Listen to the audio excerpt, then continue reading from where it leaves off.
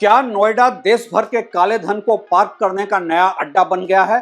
Ultra luxury property के बहाने चल रहा है काले धन को पार्क करने का एक खुला खेल। वैसे तो दिल्ली एनसीआर हमेशा से ही ब्लैक मनी और प्रॉपर्टी मार्केट में इन्वेस्टर एक्टिविटी के लिए जाना जाता रहा है, लेकिन इन्वेस्टमेंट लैंडस्केप अचानक से ही शिफ्ट हो रहा है दिल्ली गुड़गांव से नोएडा में। आखिर क्यों नोएडा अचानक से ही टॉप चॉइस बन गया है पैरेलल इकोनॉमी का पैसा पार्क करने के लिए? यूं तो नोएडा में ना रोजगार बढ़ा है, ना आम लोगों की इनकम बढ़ी है और ना ही यहाँ की अर्थव्यवस्था में कोई बड़ा बदलाव आया है, लेकिन प्रॉपर्टी के लॉन्चेज और इन्वेस्टमेंट के ट्रेंड को देखकर ऐसा लगता है जैसे कि देश भर के रईस यहाँ बसते हों। नए लग्जरी, अल्ट्रा लग्जरी और branded real estate projects launch हो रहे हैं ऐसे जैसे कि यहाँ की इकोनॉमी सब एब्जॉर्ब कर लेगी। आज नोएडा के प्रॉपर्टी मार्केट का रेट तो वर्ल्ड के कई डेवलप्ड सिटीज से भी ज्यादा है और इन्वेस्टर एक्टिविटी में यह शहर बन रहा है देश का नंबर 1।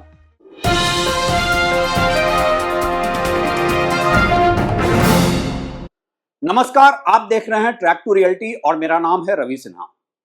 अगर आपके भी सोशल मीडिया फीड में अचानक से ही नोएडा के लग्जरी प्रॉपर्टी और लाइफस्टाइल रिलेटेड खबरें और वीडियो ज्यादा आने लगे हों, तो ऐसा कोई इंटरनेट के ऑर्गेनिक सर्च की वजह से नहीं है। दरअसल डिजिटल मीडिया के तथाकथित इन्फ्लुएंसर्स और एक पूरा कार्टेल लगा है नोएडा को एक लग्जरी और लाइफस्टाइल डेस्टिनेशन के तौर पर इस्टेब्लिश करने में, और उन्हें ऐसा करने के लिए फंड कर रहे हैं वो वेस्टेड इंटरेस्ट जो लग्जरी, अल्ट्रा लग्जरी और ब्रांडेड प्रॉपर्टीज लॉन्च कर रहे हैं और देश भर के पैरेलल इकोनॉमी को यहां इन्वेस्ट कराना चाहते हैं। शायद यही वजह है कि ये इन्फ्लुएंसर्स अब गुड़गांव के सिविक इश्यूज के फेलियर्स पर भी ज्यादा बात करने लगे हैं और साथ ही बताने लगे हैं कि नोएडा कितना प्लान डेवलपमेंट है। ये है देश के ब्लैक मनी के डेस्टिनेशन के तौर पर नोएडा की पहली दस्तक। नोएडा अभी हाल तक एक एफोर्डेबल शहर और एफोर्डेबल प्रॉपर्टी मार्केट के ही तौर पर जाना जाता था। यहाँ का प्रॉपर्टी प्राइस पॉइंट आमतौर पर 5,000 रुपए प्रति स्क्वायर फीट का हुआ करता था, जो कि फिर भी ज्यादा ही था यहाँ के जॉब मार्केट, एवरेज सैलरी और यहाँ की इकोनॉमिक एक्टिविटी को देखते हुए। बात दिल्ली एनसीआर की भी करें तो जहां गुड़गांव लग्जरी प्रॉपर्टी के लिए जाना जाता रहा था, वहीं नोएडा हर मायनों में एक एफोर्डेबल शहर हुआ करता था। लेकिन फिर नोएडा बदलने लगा और यह बदलाव किसी भी मायनों में एक वेलकम चेंज तो नहीं ही कहा जा सकता है। ऐसा इसलिए कि एक तरफ नोएडा के आम लोगों की इनकम में कोई बदलाव नहीं हुआ, बल्कि यहाँ की एवरेज सैलरी ग्रोथ तो पिछले 10 सालों में महंगाई की दर से कम ही रही है। वहीं यहाँ का प्रॉपर्टी मार्केट एक ऐसी ग्रोथ ट्रैजेक्टरी को दिखा रहा है जो कई सवाल खड़े करता है। किसी भी शहर में तेजी से इन्वेस्टमेंट एक्टिविटी बढ़ने की दो ही वजह होती है, या तो वहां इकोनॉमिक एक्टिविटी बढ़ रही हो, हाई पेइंग जॉब्स क्रिएट हो रहे हों, या फिर एनआरआईज उस होम टाउन में अपना पैसा पार्क कर रहे हों। शहर एक रिटायरमेंट डेस्टिनेशन के तौर पर इमर्ज कर रहा हो। नोएडा में ये दोनों बातें लागू नहीं होती है। यहाँ का जॉब मार्केट लो पेइंग है और नोएडा मूलतः एक माइग्रेंट सिटी है, न कि एनआरआई के किसी ग्रुप का होम टाउन या उनका रिटायरमेंट डेस्टिनेशन। लेकिन फिर भी लगातार हो रहे इन्वेस्टमेंट एक्टिविटी की वजह से आज नोएडा में एक एवरेज 2 बेडरूम का घर भी 1 करोड़ से कम में नहीं ही मिल रहा है। ये यहाँ के एवरेज सैलरी और परचेज पावर से बहुत ज्यादा है। गौतम बुद्ध नगर, जिसका कि नोएडा एक पार्ट है, इसकी पर कैपिटा इनकम प्रति व्यक्ति आय कोई 10,17,000 रुपए सालाना है, जो वैसे तो उत्तर प्रदेश के टॉप परफॉर्मर सिटी में है, लेकिन ये सैलरी कोई 1 करोड़ से ऊपर के घर खरीदने के लिए एक आम इंसान को क्वालिफाई नहीं ही कराती है। इस लिहाज से नोएडा के प्रॉपर्टी में प्राइस टू इनकम रेशियो 11 साल से ज्यादा ही है। लेकिन समस्या यह भी नहीं है। असली समस्या तो यह है कि आज ये 1-2 करोड़ के महंगे घर भी न तो लॉन्च हो रहे हैं और ना ही बिक रहे हैं, जो कि समझ में आने वाली बात है कि आज की अर्थव्यवस्था और जॉब मार्केट के स्लोडाउन को देखते हुए। लेकिन जो बात समझ से परे है वो ये कि आज नोएडा में 3 करोड़ से ज्यादा महंगे अपार्टमेंट्स 3 करोड़ से सस्ते अपार्टमेंट के मुकाबले कहीं ज्यादा ही लॉन्च हो रहे हैं और उसके बिकने के दावे भी हो रहे हैं। नोएडा आज एक ऐसा प्रॉपर्टी मार्केट या कहें कि प्रॉपर्टी मार्केट का केस स्टडी बन रहा है, जहां की लग्जरी प्रॉपर्टी के नाम पर प्रोजेक्ट्स 22,000 रुपए से लेकर 35,000 रुपए पर स्क्वायर फीट के रेट से लॉन्च हो रहे हैं। 22,000 रुपए पर स्क्वायर फीट से लेकर 35,000 रुपए पर स्क्वायर फीट का रेट दरअसल इंडिया के सबसे महंगे मुंबई के ही बराबर हो गया, क्योंकि मुंबई में जो एवरेज 40-50 हजार रुपए पर स्क्वायर फीट का रेट होता है वो होता है कारपेट एरिया पर, और नोएडा में है ऐसे रेट सुपर बिल्टअप एरिया पर, जहां की कारपेट एरिया कोई 50% से ज्यादा नहीं है। इसका मतलब तो यह हुआ कि नोएडा में लॉन्च होने वाले हाल के दिनों के लग्जरी और ब्रांडेड रेसिडेंसेज देश के सबसे महंगे प्रॉपर्टी में से हैं। और साथ ही एक और ट्रेंड ये कि आज देश के दूसरे लग्जरी मार्केट्स के बिल्डर्स जैसे कि बेंगलोर और मुंबई से वो भी यहां प्रोजेक्ट लॉन्च कर रहे हैं, और ये सारे ही लॉन्चेस हैं अभी तक के प्रॉपर्टी लॉन्चेस के प्राइस से 50% से लेकर 100% के प्रीमियम पर। यह विरोधाभास ही साफ इंडिकेट करता है कि नोएडा एक डेस्टिनेशन बन चुका है प्रॉपर्टी मार्केट में पैसा पार्क करने का।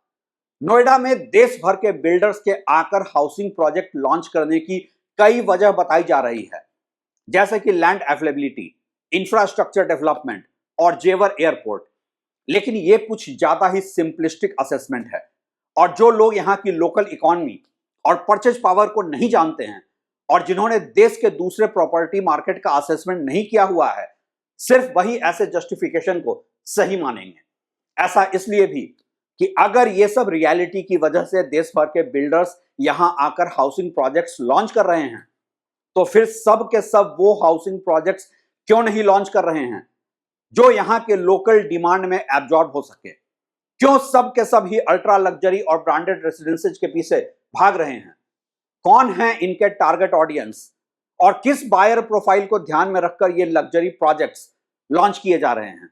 सबसे बड़ा सवाल तो यही है कि कौन ड्राइव कर रहा है नोएडा के रियल एस्टेट को, और कहां से आ रहा है इतना पैसा, जबकि नोएडा में न कोई हाई पेइंग जॉब्स हैं और न ही ऐसे इंडस्ट्रियलिस्ट यहां रहते हैं।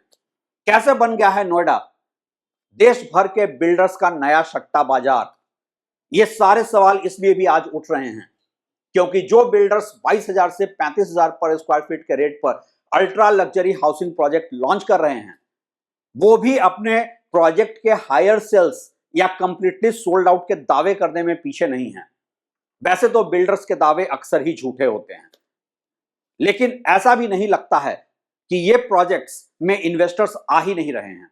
अगर ऐसा होता तो मार्केट में एक फाइनेंशियल स्ट्रेस भी साफ दिखता और दूसरे बिल्डर्स ज्यादा से ज्यादा ऐसे प्रोजेक्ट्स को लॉन्च करने से अपने हाथ खींचने लगते।